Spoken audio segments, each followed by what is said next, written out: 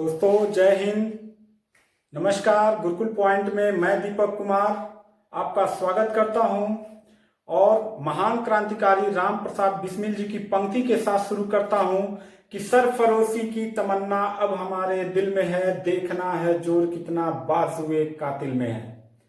आइए दोस्तों, मैं आपका स्वागत करता हूं और आज दोस्तों मैं आपसे आग्रह नहीं करूंगा सब्सक्राइब करने के लिए, लाइक करने के लिए, लेकिन मैं ये आग्रह जरूर करूंगा कि इस वीडियो को शुरू से अंत तक जरूर देखें, क्योंकि आज का मैंने जो टाइटल दिया वो दिया है भारत की आजादी के असली हीरो।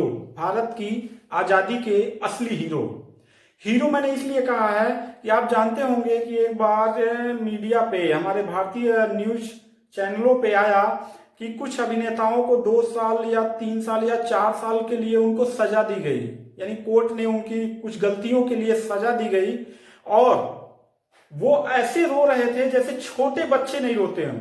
वैसे छोटे बच्चे भी नहीं रोते होंगे जैसा वो लोग रो रहे थे। मैं उनका नाम नहीं ले रहा हूं, आप बखूबी जान गए होंगे कि मैं कौन से ऐसे 2 अभिनेताओं या हीरो की आपकी बात कर रहा हूं जिनको आप अपना आइडियल मानते हैं, अपना हीरो मानते हैं। तो आज मैं आपको बताने वाला हूं कि आप जितने भी नवयुवक बच्चे देख रहे हैं इस वीडियो को, या फिर जो भी बच्चे देख रहे हैं, जो पढ़ने वाले बच्चे देख रहे हैं, घर में बैठे बच्चे देख रहे हैं, या नवयुवक लोग देख रहे हैं, या फिर बुजुर्ग लोग देख रहे हैं, उनको ये याद हो या उनको ये खबर जाए या उनको ये विश्वास हो कि इस देश का असली हीरो कौन है। ठीक है, तो वो ऐसे रोते हैं जैसे मतलब छोटा बच्चा कोई रो रहा हो। और एक हीरो आपके देश में ऐसे भी थे कि सामने मौत थी, सामने फांसी का फंदा था और मुस्कुराते हुए, चूमते हुए फंदे को गले लगाते हैं। तो ऐसे महान क्रांतिकारी को नमन करने का दिल करता है, नमन भी करता हूं और उनके प्रति श्रद्धांजलि अर्पित करता हूं कि आज वो जहां भी होंगे, जैसे भी होंगे, हम भारतीयों का सदा उनके इस किए गए उपकार का हम लोग ऋणी रहेंगे। तो आइए आज कुछ महान क्रांतिकारियों के विषय में हम जानते हैं, क्योंकि ये बहुत इंपॉर्टेंट है। इसलिए भी इंपॉर्टेंट है कि इस देश में अभी तक कुछ महान स्वतंत्रता संग्राम सेनानियों को शहीद का दर्जा भी नहीं मिला है और ऐसे सिचुएशन में ये वीडियो बनाना मुझे बहुत ही जरूरी महसूस हुआ है, बहुत ही आवश्यक है कि हमारे देश के बच्चे जाने कि हमारे देश के असली हीरो कौन हैं। तो आइए कुछ हीरो के बारे में जानते हैं जिनके बारे में हमें जानना भी चाहिए। तो दोस्तों मैं आपको बता दूं कि आप सुने होंगे कि 1600 ईस्वी में एक ईस्ट इंडिया कंपनी ब्रिटेन से भारत आती है, जो व्यापार करने के उद्देश्य से आती है। किस उद्देश्य से? व्यापार करने के उद्देश्य से आती है और यहाँ पे उनका पहले काम जो था वो व्यापार करना ही था।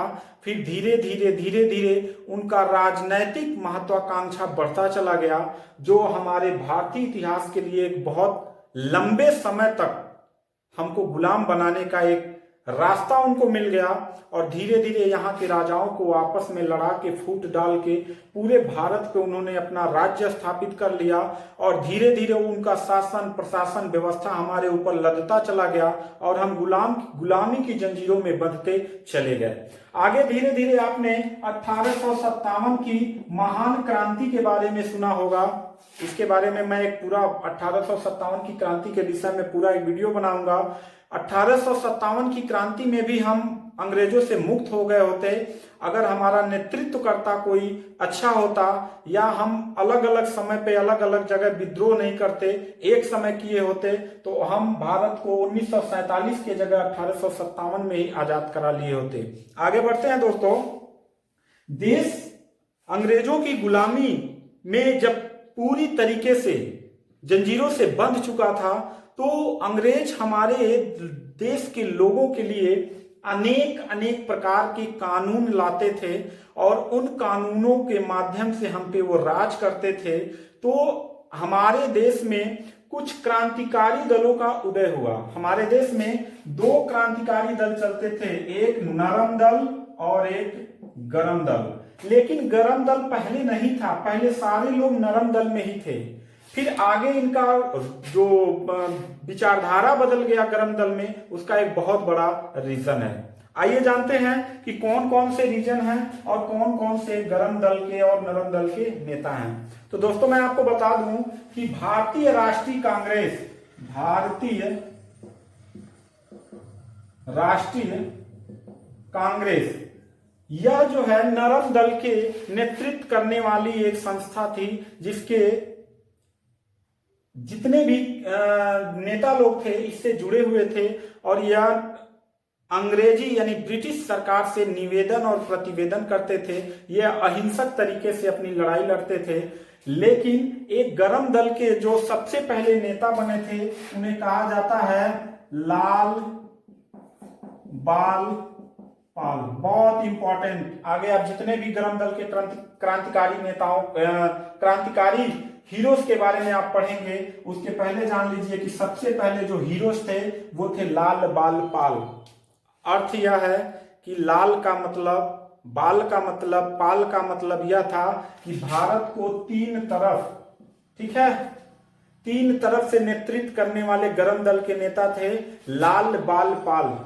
बाल गंगाधर तिलक जो थे वो दक्षिण में नेतृत्व करते थे, महाराष्ट्र के साइड का दक्षिण का नेतृत्व करने वाले गरम दल के नेता थे। और पाल जो थे बिपिन चंद्र पाल, यह बंगाल साइड यानी पूर्वी क्षेत्र को, भारत के पूर्वी राज्य का नेतृत्व करने वाले गरम दल के नेता थे। और लाला लाजपत राय यानी पंजाब प्रांत का जो ऊपर का प्रांत था वहां पे करने वाले नेता थे। और मैं आपको बता दूं, इन तीनों क्रांतिकारियों के विचारधाराओं से ही हमारा गरम दल आगे चल के उदय होता है, जिनके बारे में आप जानेंगे चंद्रशेखर आजाद जी, राजगुरु सुखदेव बटुकेश्वर दत्त, भगत सिंह जी, राम प्रसाद बिस्मिल जी, राजेंद्र लहरी जी। ऐसे बहुत सारे क्रांतिकारी के विषय में आज आप जानने वाले हैं। तो दोस्तों आप शुरू से लास्ट तक इस वीडियो में बने रहेंगे। इन तीन लोगों ने अंग्रेजी सरकार के नाक में दम करके रख दिया था। इनका स्वदेशी आंदोलन चलता था, यानी ब्रिटिश सरकार के सामान का बहिष्कार करते थे, और यह मार के बदले निवेदन प्रतिवेदन से ये युद्ध नहीं जीतना चाहते थे। इनका स्वभाव था कि अगर आप ये करेंगे तो हम भी आपके साथ वैसे ही पेश आएंगे जिस प्रकार से आप हमको उत्तर देंगे। तो दोस्तों क्या होता है कि हमारे गरम दल के क्रांतिकारियों को रोकने के लिए एक कानून बनाया गया था, जिसे रौलट एक्ट के नाम से जानते हैं। किसके नाम से? Rowlatt act. यह आया था दोस्तों 1918 ईस्वी में। यह एक ऐसा कानून था, आप याद रख लीजिएगा, आपसे परीक्षा में पूछा जाता है। यह एक ऐसा कानून था जो बिना दलील बिना अपील का कानून था। अर्थ यह है कि यह एक ऐसा कानून था कि क्रांतिकारियों की विचारधारा को, उनकी योजनाओं को, उनके क्रांतिकारी स्वभाव को कुचलने के लिए, उनको दमन करने के लिए यह योजना बनाई गई थी कि इनको जब चाहो गिरफ्तार कर लो बिना किसी वारंट के। इसीलिए गांधी जी ने इसे काला कानून कहा था। क्या कहा था? काला कानून कहा था। पूछेगा प्रश्न कि काला कानून गांधी जी ने किस एक्ट को कहा था? रौलट एक्ट को कहा था। और रौलट एक्ट के विरोध में मैं आपको बता दूं कि पंजाब के अमृतसर जिले में, ठीक है, 13 अप्रैल, याद कर लीजिएगा, 13 अप्रैल 1919 ईस्वी को एक सभा बुलाई गई, और इसी रौलट एक्ट के तहत पंजाब के दो नेता डॉक्टर सत्यपाल और सैफुद्दीन किचलू, यह दो ऐसे पंजाब के नेता थे जिन्हें रौलट एक्ट के तहत जो था वो क्या कर लिया गया था? गिरफ्तार कर लिया गया था। और ये इनके गिरफ्तारी में, इनको छुड़वाने के लिए पंजाब के अमृतसर में एक बाग है जिसका नाम है जलियांवाला बाग, जिसे हम भारतीय इतिहास में जलियांवाला बाग हत्याकांड के नाम से जानते हैं। तो दोस्तों वहां पे क्या हुआ कि इनको छुड़वाने के लिए, ब्रिटिश सरकार से दबाव बनाने के लिए एक निहत्था मतलब समझते हैं, बिना अस्त्र शस्त्र के, ये निहत्थे लोगों का एक जनसभा हो रहा था, जिसमें बहुत हजारों की संख्या में लोग थे। और उस समय जलियांवाले बाग में एक जनरल डायर था, जनरल डायर, और इस जनरल डायर ने क्या किया कि गेट बंद करा के अंधाधुंध गोलियों से फायरिंग करा दिया। कहने में तो आता है कि 10 मिनट तक केवल फायरिंग चली थी, 400 लोग मरे थे और 2000 लोग घायल थे। लेकिन दोस्तों ये सिर्फ किताबों में मिलता है और किताबों में सही आंकड़ा नहीं है। मैं आपको बता दूं कि जलियांवाले बाग हत्याकांड में 2 ऐसे कुएं थे जो लाशों से भर गए थे। भगदड़ जब मचा, गोली चारों तरफ से जनरल डायर चलाने लगा, तो वहां पे वो दो जो कुआं था वो बिल्कुल भर चुका था और लाशें ऐसे मतलब खून से लथपथ तैर रही थी। तो सही आंकड़ा नहीं बताया जा सकता है दोस्तों कि कितनी लाशें वहां पे गिरी थी। और मैं आपको बता दूं कि वहां पे 2 ऐसे क्रांतिकारी का अभ्युदय हुआ है। एक थे ऊधम सिंह जी। यह बहुत छोटे थे। मैं छोटा सा एक कहानी इनका बता दूं कि ऊधम सिंह बहुत छोटे थे जब उस बाघ हत्याकांड में, जलियांवाले बाघ हत्याकांड में जब यह कांड हुआ तो ऊधम सिंह बहुत छोटे थे और उन्हीं लाशों के बीच में कहीं दुबके हुए थे। और वह छोटा सा बच्चा उस मिट्टी को उठा के सौगंध खाता है कि जब तक मैं जनरल डायर को मार नहीं लूंगा तब तक मेरे जीवन का कोई भी काम महत्वपूर्ण नहीं होगा और सबसे महत्वपूर्ण कार्य मेरे जीवन का लक्ष्य यही है कि मैं जनरल डायर को मारूं। तो चूंकि वो बच्चे थे और जनरल डायर उस समय का बहुत बड़ा अंग्रेज अधिकारी था तो मारना संभव नहीं था, तो इन्होंने अपने शरीर का वृद्धि करने दिया, पैसा कमाया और अपने शरीर को ताकतवर बनाया। तब तक पता चला कि जब तक ये जवान हुए, जनरल डायर यहां से रिटायर होके इंग्लैंड चला गया। लेकिन इनके अंदर एक जुनून था। ऊधम सिंह, नमन है ऐसे क्रांतिकारी को जिन्होंने बचपन में सौगंध खाई थी। और ऊधम सिंह जी ने एक सौगंध खाया था कि मैं तुमको छोड़ूंगा नहीं। चूंकि वो चला गया तो अब वहां कैसे मारे, तो इन्होंने पासपोर्ट बनवाना शुरू किया। इन्होंने एक अपना लाइसेंसी पिस्टल खरीदा और फिर वो वहां जाते हैं जहां पे ब्रिटिश सरकार यानी वहां के सरकार ने ये जलियांवाले बाग हत्याकांड के लिए जनरल डायर को रिटायरमेंट के बाद पुरस्कृत किया जाना था, ऐसा मंच लगा हुआ था। और नमन है ऐसे क्रांतिकारी को सैल्यूट करते हैं कि उस मंच पे जाके अपनी रिवॉल्वर की 6 गोलियां जनरल डायर के सीने में मारने वाले ऊधम सिंह को हमारे देश के बच्चे जाने कि एक छोटा सा बच्चा ये रियल में कितना बड़ा हीरो थे कि उन्होंने यहां की बात छोड़ दीजिए, इंग्लैंड में जाके उनके घर में, उनके मंच पे, उनके अवार्ड जो पाने वाले थे इस हत्याकांड के लिए, वहां पे जाके गोली मारते हैं। तो ऐसे ऊधम सिंह जी को नमन। आगे फिर देखते हैं उसी जलियांवाले बाग हत्याकांड का, जब सरदार भगत सिंह के पिताजी को यह बात पता चलती है तो अपने खेतों में जाते हैं और फिर वहां पे जब बात होता है तो उनकी बातें सुन के भगत सिंह जी क्या करते हैं, लकड़ी जो होता है वो जमीन में ऐसे ऐसे धंसाते हैं। उनके पिताजी के दोस्त पूछते हैं ये क्या कर रहे हो, तो उन्होंने कहा बंदूक बो रहा हूं। कितना अजीब बात है कि एक छोटा सा बच्चा कह रहा है कि मैं बंदूक बो रहा हूं। उनके दोस्त काफी, भगत सिंह के पिताजी के दोस्त काफी भगत सिंह से प्रभावित हुए। उन्होंने कहा बंदूक क्यों बो रहे हो, तो उन्होंने कहा बंदूक इसलिए बो रहा हूं कि आज मैं जब छोटे से बड़ा हो जाऊंगा तो ये बंदूक भी बड़ा होगा और इसी बंदूक से अंग्रेजों को मैं खदेड़ूंगा। और दोस्तों आगे में उन्हीं के विषय में पढ़ने वाले हैं और आगे चल के भगत सिंह भारत के सबसे नमन करने वाले और सबसे क्रांतिकारी में अग्रज होने वाले सबसे बड़े क्रांतिकारी युवा बन के सामने आए। ऐसे क्रांतिकारी को भी नमन करना है। तो यहां पे भी भगत सिंह भी छोटे से थे और वो जाते हैं जलियांवाले बाग हत्याकांड में। अगले दिन वहां की मिट्टी भर के लाते हैं और सौगंध खाते हैं, किस मिट्टी की कसम है कि मैं इन अंग्रेजों को इनकी औकात दिखा के रहूंगा, इस देश से निकाल के रहूंगा। आगे देखते हैं फिर एक क्या हुआ कि धीरे धीरे ये चीज बढ़ता चला गया और गांधी जी ने असहयोग आंदोलन शुरू किया था। गांधी जी ने एक असहयोग आंदोलन शुरू किया था 1920 में। 1920 में असहयोग आंदोलन गांधी जी ने किया था। किनकी अध्यक्षता में? लाला लाजपत राय की अध्यक्षता में। लाला लाजपत राय की अध्यक्षता में, यानी कांग्रेस के अध्यक्ष बनाए गए थे, उनकी अध्यक्षता में 1920 ईस्वी में गांधी जी ने असहयोग आंदोलन शुरू किया। और दोस्तों मैं आपको बता दूं कि जितने ये छोटे छोटे बच्चे अभी बड़े हो रहे थे वो सारे लोग गांधी जी के असहयोग आंदोलन में कूद पड़े।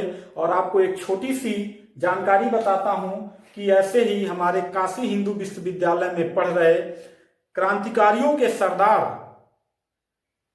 चंद्रशेखर आजाद जी, जिनकी उम्र मात्र 16 साल थी, अभी वो अध्ययन कर रहे थे, पढ़ रहे थे। गांधी जी का सहयोग आंदोलन में उन्होंने भाग लिया था। गांधी जी के साथ कदम से कदम मिला के सारे छात्र जो पढ़ाई ब्रिटिश सरकार के स्कूलों में पढ़ना छोड़ दिए, सारे नौकरी करने वालों ने सरकारी नौकरी छोड़ दिया, वकालत करने वाले लोगों ने वकालत छोड़ दिया। सब लोग गांधी जी के साथ जुटकर इस असहयोग आंदोलन में भाग लिए।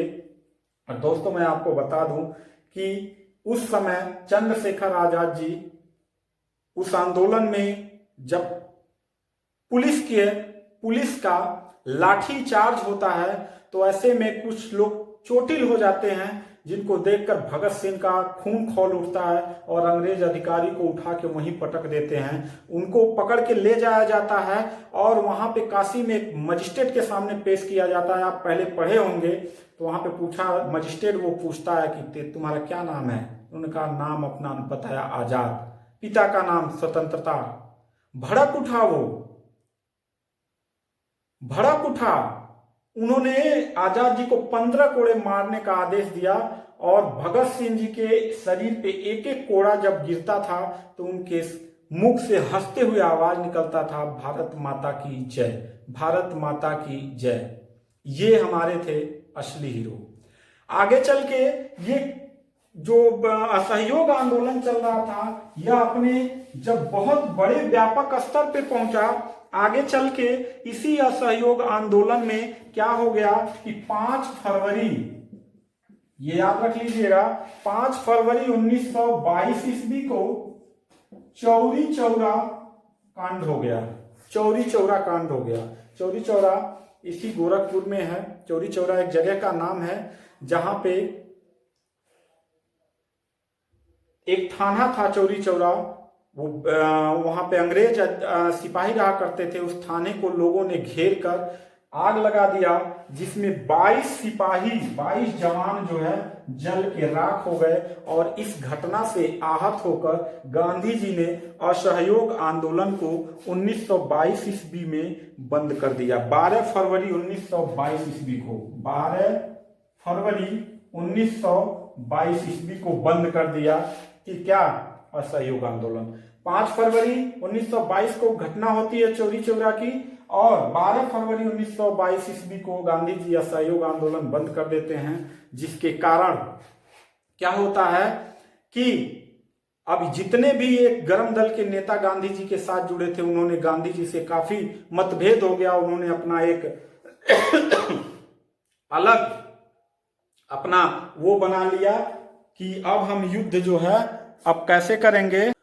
फिर आगे चल के दोस्तों मैं आपको बता दूं कि आगे चल के जब गांधी जी से मतभेद होना प्रारंभ हो गया तो चंद्रशेखर आजाद जी असहयोग आंदोलन और गांधी जी की विचारधारा से अलग हो गए और उन्होंने अपना दल जो था वो गर्म दल में बना लिया। आगे चलते हैं। आगे चल के चंद्रशेखर आजाद जी का एक टीम था। मैं आपको बता दूं कुछ ऐसे घटनाएं हुआ करती हैं जिन्हें जानना चाहिए, हमें पढ़ना चाहिए। एक राम प्रसाद बिस्मिल जी थे। राम प्रसाद बिस्मिल जी थे, जिन्होंने क्या किया था कि HRA बनाया था। HRA इसका मतलब समझते हैं, हिंदुस्तान रिपब्लिकन एसोसिएशन। इन्होंने एक दल बनाया था, हिंदुस्तान रिपब्लिकन एसोसिएशन। राम प्रसाद बिस्मिल जी ने बनाया था और यह उसके बहुत बड़े लीडर हुआ करते थे। और एक बार क्या हुआ कि 9 अगस्त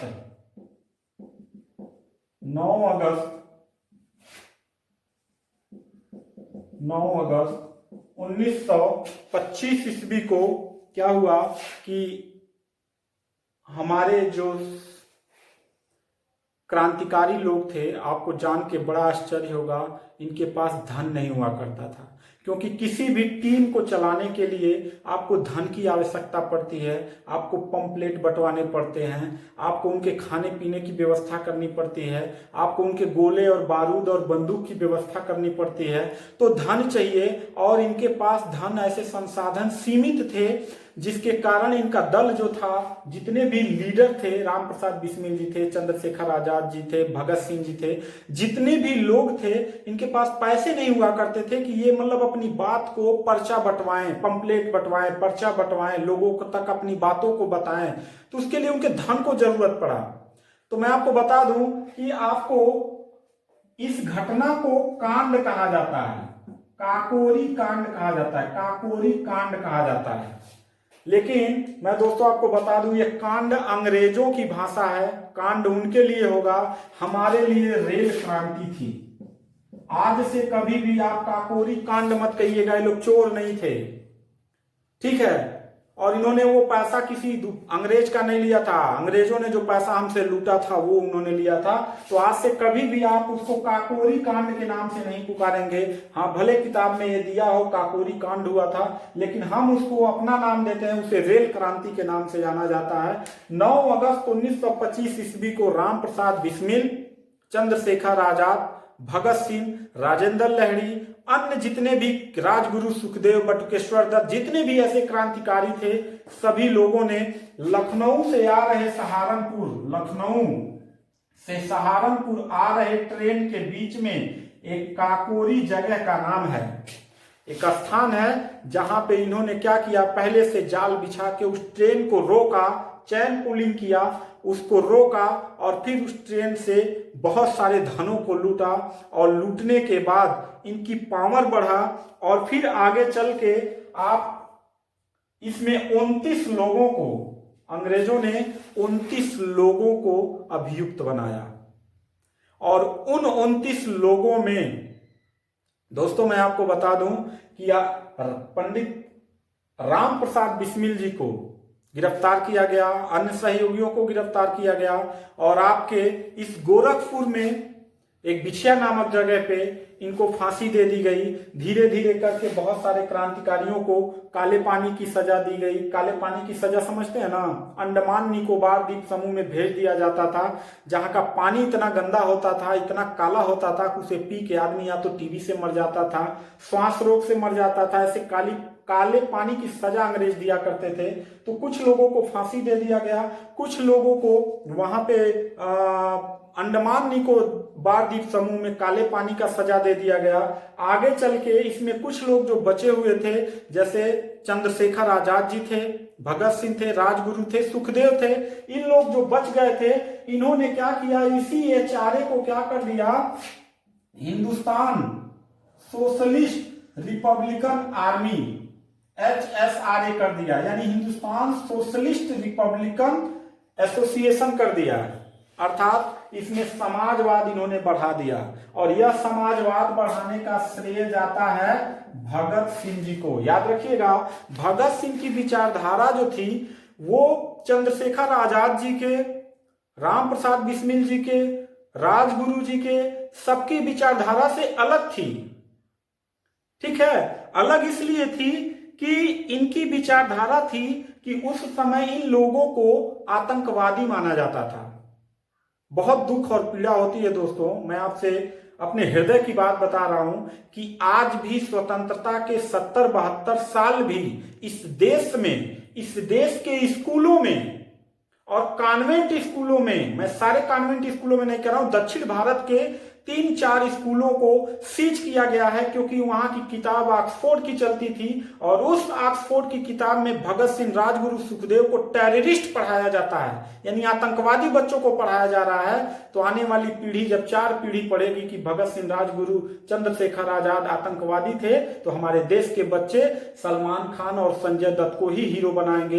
राजगुरु, भगत सिंह उनके आइडियल नहीं हो सकते हैं।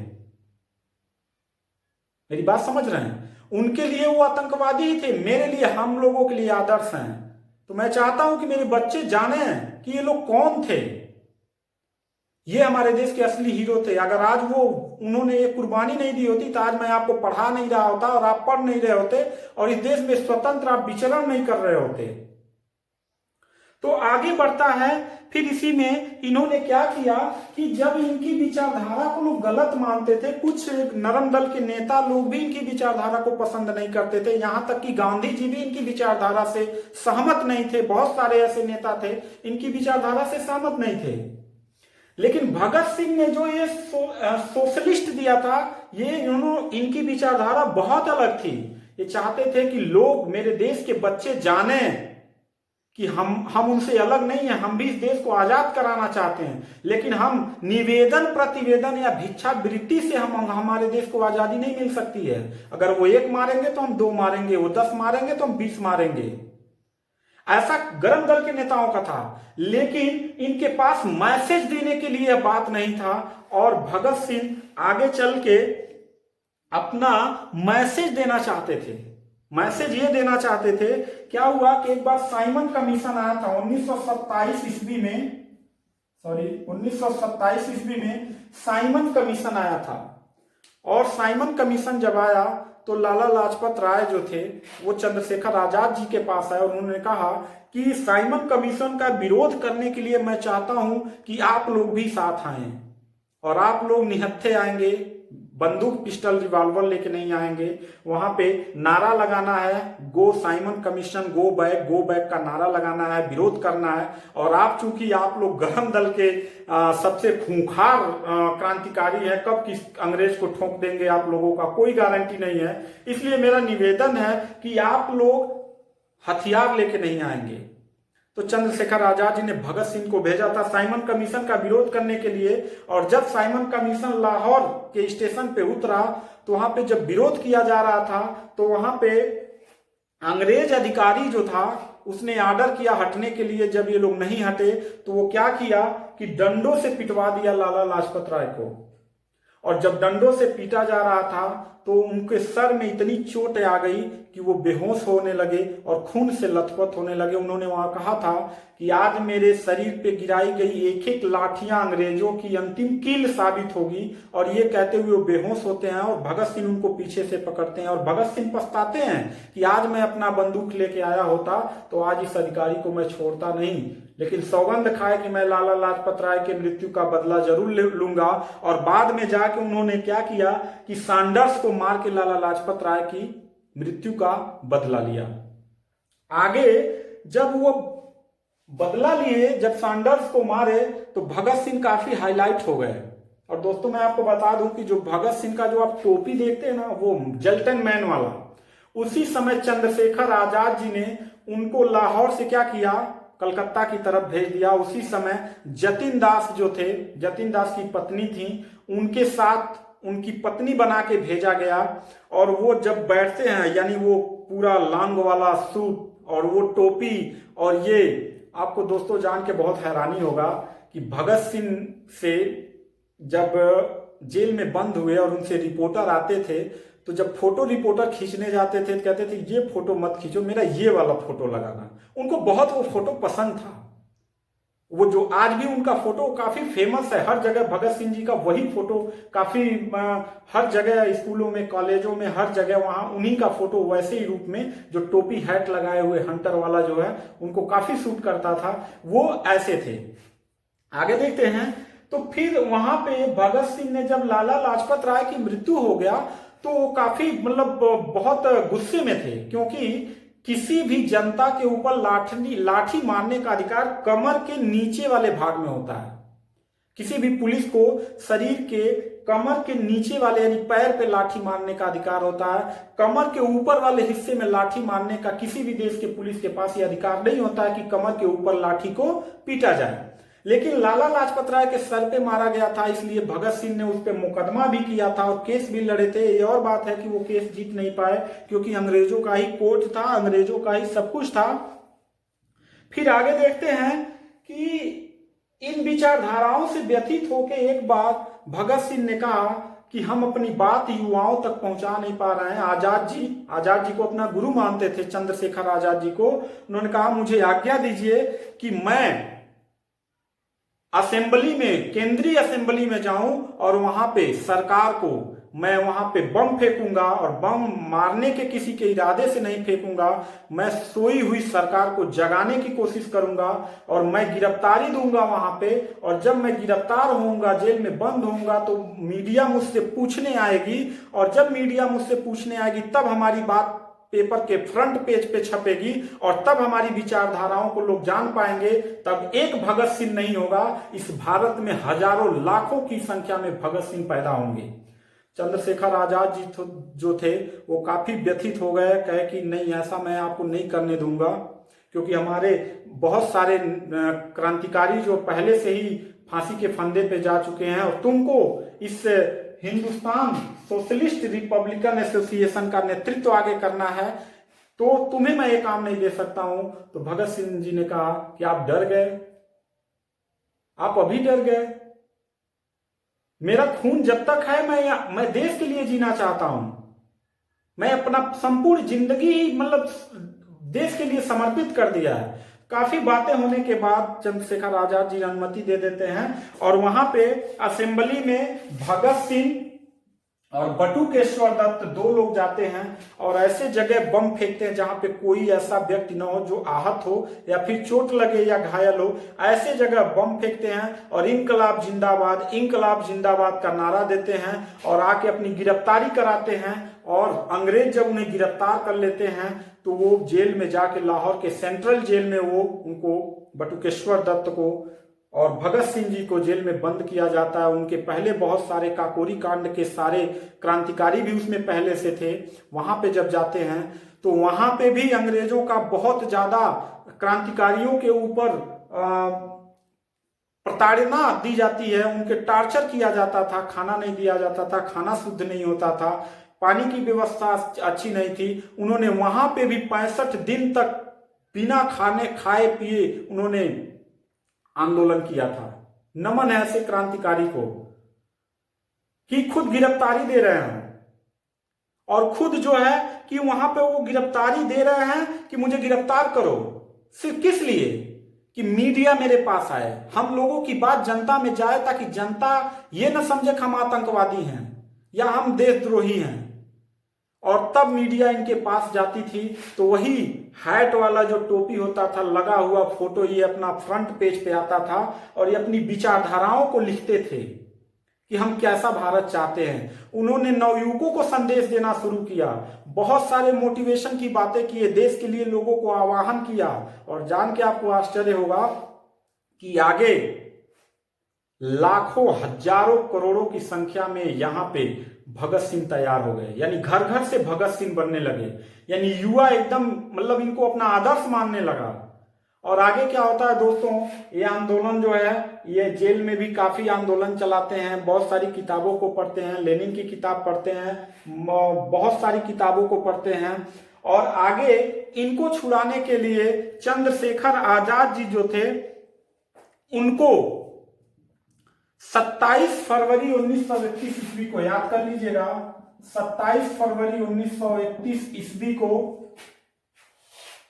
भगत सिंह जी को छुड़ाने के लिए चंद्रशेखर आजाद जी जो थे वो इलाहाबाद गए थे।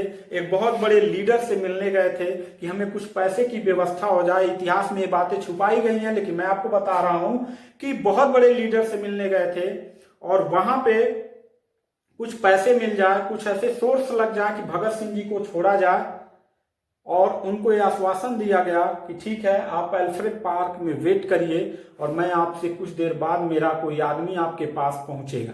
और वो एल्फ्रेड पार्क में, जिसको अब चंद्रशेखर आजाद पार्क के नाम से रखा गया है, मैं वहां पे गया हूं, मैं नमन करके आया हूं इलाहाबाद की धरती पर, प्रयागराज की धरती पर। उन भारत के उस सपूत के रिवॉल्वर को भी देखने का, उनके पिस्टल को भी देखने का इन आंखों को सौभाग्य प्राप्त हुआ। वहां पे वो एल्फ्रेड पार्क में वेट करते हैं, उनके साथ एक और व्यक्ति रहता है जो साइकिल लेके दोनों लोग गए रहते हैं। और उसी समय जो महान जो लीडर थे, नाम नहीं बताना चाहूंगा दोस्तों, वो लीडर वहां का जो अंग्रेज का अधिकारी था, उसका नाम था नट बाबर, उसके पास भेजे कि तुम्हारा शिकार एल्फ्रेड पार्क में है। और दोस्तों वो ही मनहूस दिन था 27 फरवरी 1931 ईस्वी को, नट बाबर अपनी पूरी सेना लेके चारों तरफ से एल्फ्रेड पार्क को घेर लेता है। क्योंकि चंद्रशेखर आजाद जी के पास बहुत सारी गोलियां नहीं थी, क्योंकि उनको पता ही नहीं था कि मुठभेड़ होने वाला और मेरे साथ ये साजिश होने वाली है कि मुझे मेरे ही देश के लोग फंसाने वाले हैं। फिर भी उन्होंने अपने दोस्त को वहां से भगाया किसी तरीके से, और मुठभेड़ में बहुत जिंदा दिली और बहादुरी से चंद्रशेखर आजाद जी लड़ते हैं। और जब उनके पास गोली नहीं रह जाती है, एक गोली निकाल के दूसरे पॉकेट में पहले ही रखे रहते हैं। क्योंकि जब बनारस में उनको गिरफ्तार किया गया था बचपन में, तो उन्होंने कहा था कि मेरा नाम आजाद है, मैं आजाद ही रहूंगा और जब तक मैं जिंदा रहूंगा अंग्रेज मुझे छू भी नहीं सकते हैं और मार भी नहीं सकते हैं। उन्होंने अपनी उसी बात को आगे करते हुए अपने एक गोली को उठाया और अपने सर पे लगा के वो वीर गति को प्राप्त हो गए। और अंग्रेजों में इतना खौफ था कि उनके नजदीक जाने के बाद गोलियों से छलनी किए कि कहीं ये जिंदा ना हो। ऐसे क्रांतिकारी थे, नमन है ऐसे क्रांतिकारी आजाद जी को। उन्होंने भगत सिंह जी को छुड़ाने के लिए जो प्रयास से गए थे वहां वो वीर गति को प्राप्त हो गए।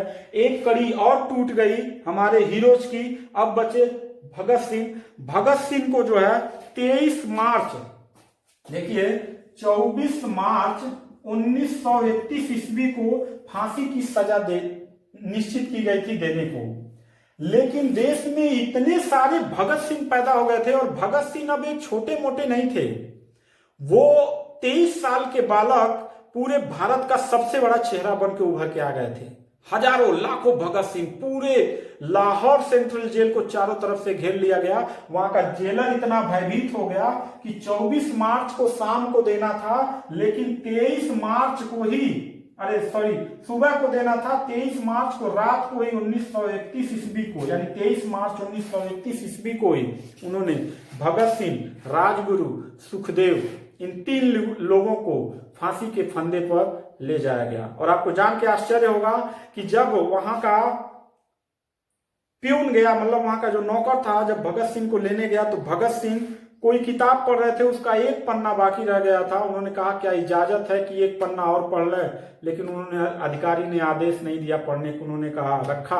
और मुस्कुराते हुए तीनों लोग मेरा रंग दे बसंती चोला गाना गाते हुए वो जाते हैं। और जो जेलर था, वो जेलर इनकी मतलब जो चेहरे का हंसी था, जो मरने का एक रत्ती भर भी भय नहीं था, वो देख के बहुत भयभीत हो गया। और उन्होंने पूछा कि तुम्हारी कोई अंतिम ख्वाहिश हो, क्योंकि किसी को भी फांसी दिया जाता है तो उसके अंतिम ख्वाहिश को पूछा जाता है। अंतिम ख्वाहिश को पूछने पर उन्होंने कहा कि अगर तुम अंतिम ख्वाहिश पूछना ही चाहते हो तो अंतिम ख्वाहिश तो तुम पूरा ही नहीं कर सकते हो, क्योंकि मेरी अंतिम ख्वाहिश यही है कि देश से तुम भाग जाओ। लेकिन फिर भी कुछ देना चाहते हो तो हमारी ये हाथ को खोल दो, हम तीनों लोग एक बार गले मिलना चाहते हैं। बहुत ही मार्मिक दृश्य है दोस्तों, क्यों अगले पल फांसी होने वाला है, फांसी तीनों के सामने है और तीनों मुस्कुराते हैं और हाथ खोलने के लिए कहते हैं और तीनों गले लगते हैं और फिर फंदा जो है अपने हाथ से गले में डालते हैं। और वो जो जेलर था, आप यकीन नहीं मानेंगे, वो जेलर की आंखों में आंसू आ गया था। इनकी बहादुरी को देख के उसकी आंखें नम हो गई थी, रो दिया था। आगे जो बड़े अधिकारी थे कि कहीं यह बात पहले लीक ना हो जाए, भगत सिंह को पहले ही फांसी पे लटका दिया जाता है। और ऐसे 3 बहादुर हमारे देश के उस माँ को नमन करना चाहते हैं जिस माँ ने ऐसे सपूतों को जन्म दिया है। तीनों इस वीर गति को प्राप्त होते हैं। और आगे दोस्तों, इनको अंग्रेज इतने डर गए थे कि इनकी लाश को देना नहीं चाहते थे, लीकेज ना करे उसके लिए। मैं वो कहना नहीं चाहूंगा, उनको मतलब लाश को ऐसे जगह ले जाके फेंकना चाहते थे पानी में। ऐसे भीड़ में जब ये पता चल गया कि भगत सिंह जी के तो पहले ही फांसी दे दिया गया है, अंग्रेज अधिकारियों को दौड़ा लिए लोग। दौड़ाने के बाद ये लोग किसी तरीके से जान बचा के भागे और फिर लोगों ने उनको पूरे व्यवस्थित रूप से उनका जो है दाह संस्कार और उनको दफन किया। और आगे दोस्तों, मैं आज का ये टॉपिक जो लेके आया था ये बहुत ही मार्मिक था। और आगे एक और भी दृश्य, जो बटुकेश्वर दत्त थे, बटुकेश्वर दत्त को काले पानी की सजा दी गई थी और इनको अंडमान निकोबार द्वीप समूह में कई साल जेल रहना पड़ा। देश की आजादी के बाद इनको छोड़ा गया था।